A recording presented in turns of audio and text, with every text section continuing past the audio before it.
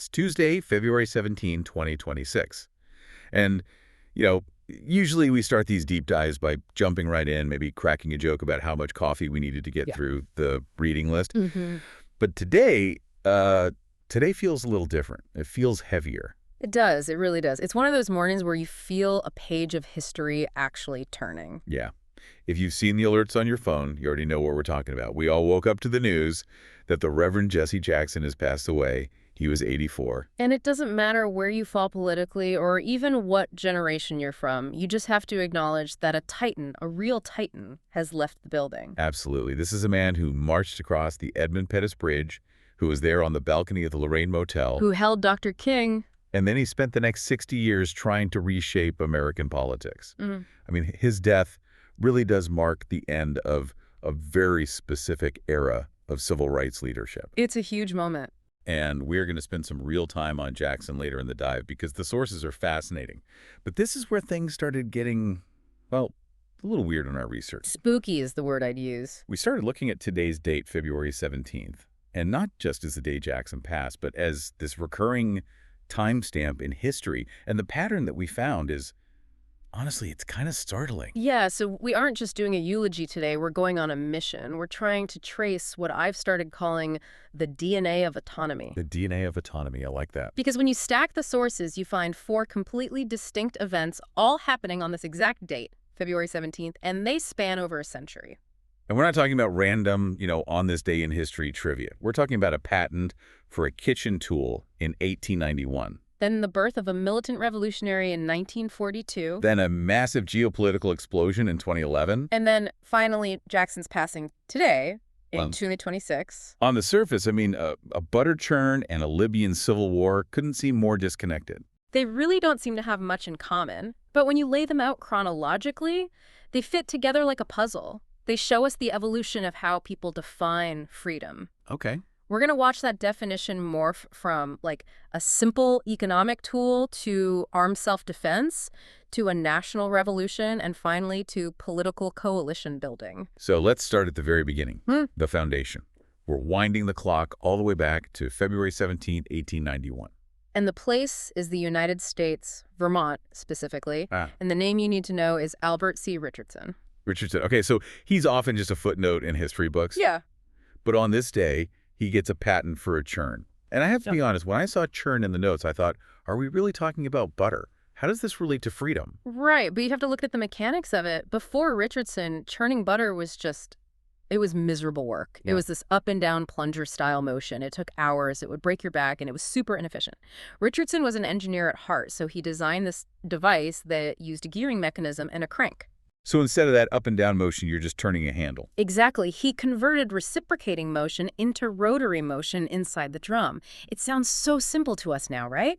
But in 1891, that was a massive leap in efficiency. So one person could do a lot more work. A single person could process twice the amount of dairy with like half the physical effort. But I'm still stuck on the bigger picture.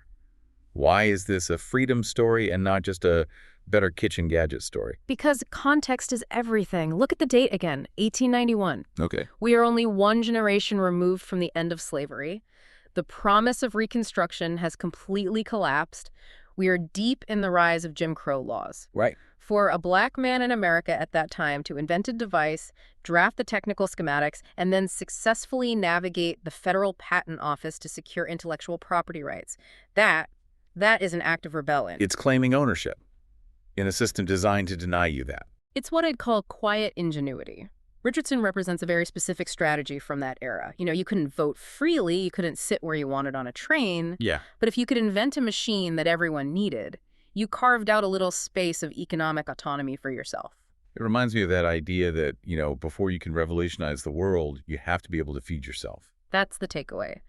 Richardson's churn was not just about butter. It was about controlling the fruits of your own labor. It's the baseline of our theme today.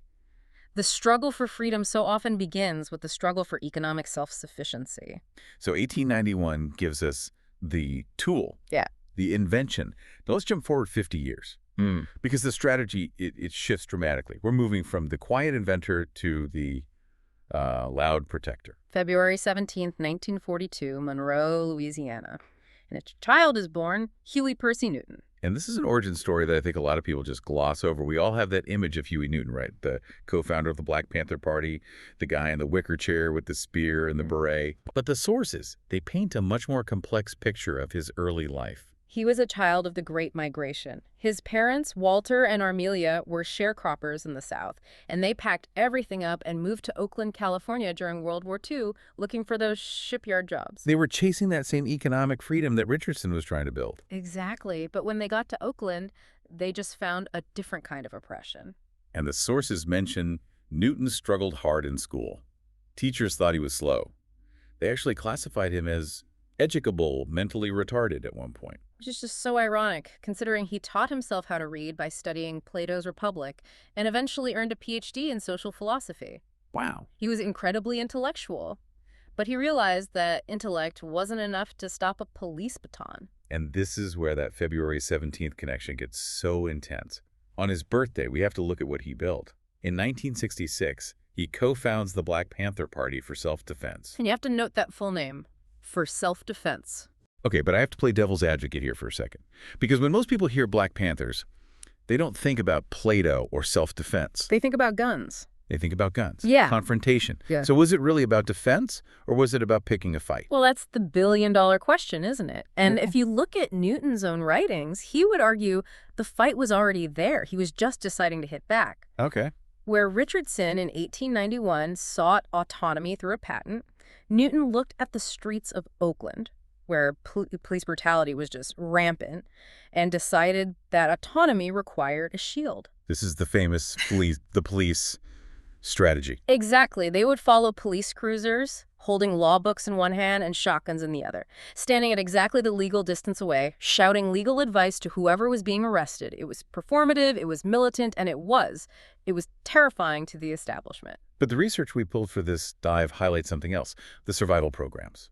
Yes. Free breakfast for kids, sickle cell anemia testing, ambulance services. And this is the duality that makes Newton such a pivotal figure. He understood that you can't mobilize a community if they are hungry. Right. The FBI's own internal memos from that time, from J. Edgar Hoover himself, said that the breakfast program was the single greatest threat to internal security, not the guns. The oatmeal. The oatmeal. Yeah. Because the oatmeal won hearts and minds. It showed the community could function without the state. So if we're building this DNA of autonomy, Newton represents the shift from an individual economic tool to collective community defense. He's the living bridge between the rural struggle of his parents and the urban radicalism of the 60s. So we have the tool, that's Richardson, and the shield, that's Newton. But both of those are, they're somewhat local. A churn for a farm, a patrol for a neighborhood. Now we have to zoom out, like way out, because on February 17, 2011, the scale just explodes. We are crossing the Atlantic. We're going to Libya. The February 17th revolution. That is literally what they call the event. It is. In Libya, this date is still a national holiday. It marks the start of the uprising against Muammar Gaddafi. So set the scene for us, because 2011, it feels like a lifetime ago now. Yeah. The Arab Spring is just sweeping across the region. Tunisia has fallen. Egypt is in chaos. And then it hits Benghazi. It started as a day of rage. You have to remember, Gaddafi had been in power for 42 years. 42 years. Just think about that. 4 decades. There were whole generations of Libyans who had never known another leader. But on February 17, triggered by the arrest of a human rights activist, people just flooded the streets. And unlike the protests in Tunisia, which were relatively peaceful, or even Egypt, which was really centered in Tahrir Square, this turned violent. Fast. Incredibly fast. Gaddafi didn't send in riot police. He sent in the Air Force. He called the protesters rats and vowed to hunt them down house by house. And that just escalated the situation from a protest to a full-blown civil war almost overnight. And this is where the NATO intervention comes in. Yes. The UN authorized a no-fly zone, and suddenly you had French and American jets bombing regime targets. By October of that year, Gaddafi was dead. But here's the complication, right? We're looking at this date, February 17th, as this symbol of freedom. But when you look at the sources on Libya today, it's a mess. The country completely fractured. And that's putting it mildly. It split into rival governments, tribal militias took over, and it became this open marketplace for arms trafficking across the entire Sahel region. So how does this fit our timeline? We had the constructive invention from Richardson, the defensive posture of Newton. What is Libya? Libya is the explosion. It's the uprising. It represents that moment when the street decides to tear down the entire structure of the state. Okay. It's the ultimate expression of we will not be ruled, but it also serves as a really powerful cautionary tale. A cautionary tale in what sense? In the sense that, well, tearing down a dictator is the easy part. Building something to replace him is the hard part. Richardson built a machine. Newton built a party. The Libyan revolutionaries tore down a regime, but they really struggled to build a nation. It shows that freedom isn't just about removing the oppressor. It's about what fills the vacuum afterwards. Which brings us, I mean, tragically and poetically, right, to today, February 17th, 2026.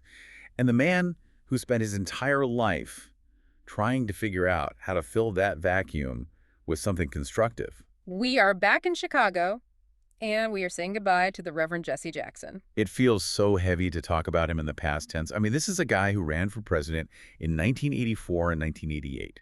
And for our younger listeners, or anyone who didn't live through the 80s, I just don't think it's possible to overstate how radical those campaigns were. They were absolutely revolutionary. You have to remember, in 1984, the idea of a black man seriously contending for the Democratic nomination was seen by the establishment as, like, a vanity project. But Jackson didn't just run to make a point, he ran to build a coalition. This is the famous Rainbow Coalition. Right. And let's actually unpack that term, because it became a buzzword, but the strategy underneath it was genius. Jackson looked at the political map and said, okay, the black vote is powerful, but what if we combine it with the Latino vote? And what if we add in poor white farmers who are losing their land?